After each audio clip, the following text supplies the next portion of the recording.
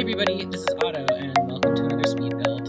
Today I am splitting an apartment in San Myshuno into two different apartments because, as we all know, the apartments in San Myshuno are way too big. And I wanted to do a build where I took a large apartment, split it in two, and created two new apartments, one of which had been renovated and one of which had not. And this apartment that I'm working on right now is the unrenovated version. It's this old, grungy, this building was probably built at the turn of the century and they updated it in the 60s, and this stuff is still from the 60s. So I'm building this grungy kitchen right now, and I have to say I really love the grungy items in The Sims 4 because they have so much texture in them, and I feel like some of the beautiful, smooth objects don't have the same life in the way that the grungy stuff does. And I love building grungy things anyway, so I'm obviously going to have a predisposition to love this stuff. Anyway, I'm working on this grungy kitchen. I add this little bar above the stove, which I really love. I thought that was cute. My idea of somebody living here was like a grandpa. He used to be in the military. He worked on ships or airplanes or something like that.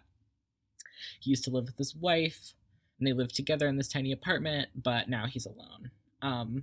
I decided to use this ugly blue carpet because I feel like that's such a classic, disgusting old living situation feature. I've definitely lived in places with gross blue carpet before.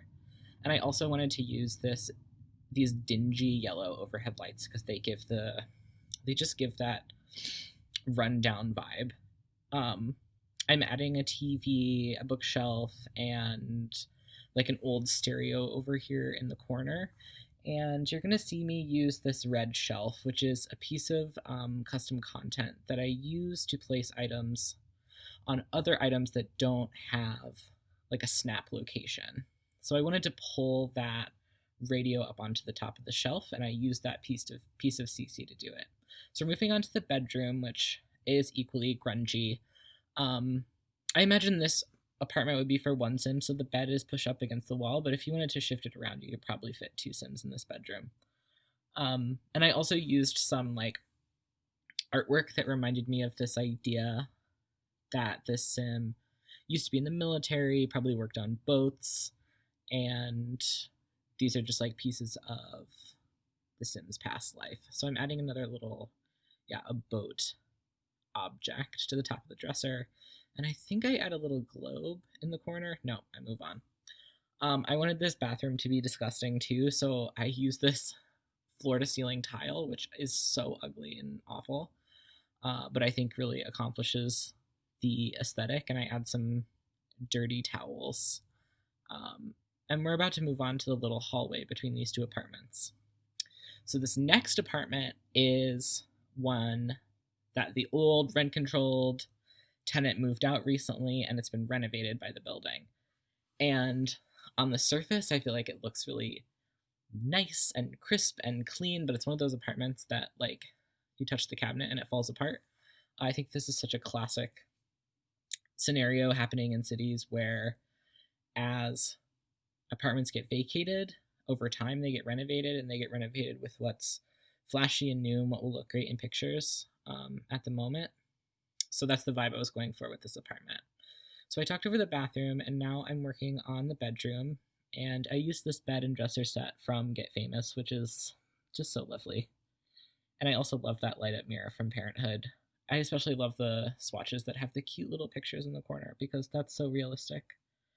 I fiddled with some rugs for a while. I use that sized up fluffy rug so often. You're going to see it. I promise you'll see it more often in my videos. And for a while, I'm trying to figure out what kind of artwork I want on the wall. And I finally settled for this tapestry, which just, I feel fits in really well. It's from Jungle Adventure, I think. So now I'm just putting some decorations on top of the dresser and figuring out what else I want in this room. I end up adding a little TV in the corner and another plant, and then we're going to move on to the kitchen. So again, I wanted this to be hyper modern, trendy. Honestly, it kind of reminds me of Airbnbs that I've stayed in that are like apartments that nobody actually lives in and are just modified to be trendy and white and crisp and clean for short-term rentals. So I was going with that vibe when I made this sort of white stark kitchen.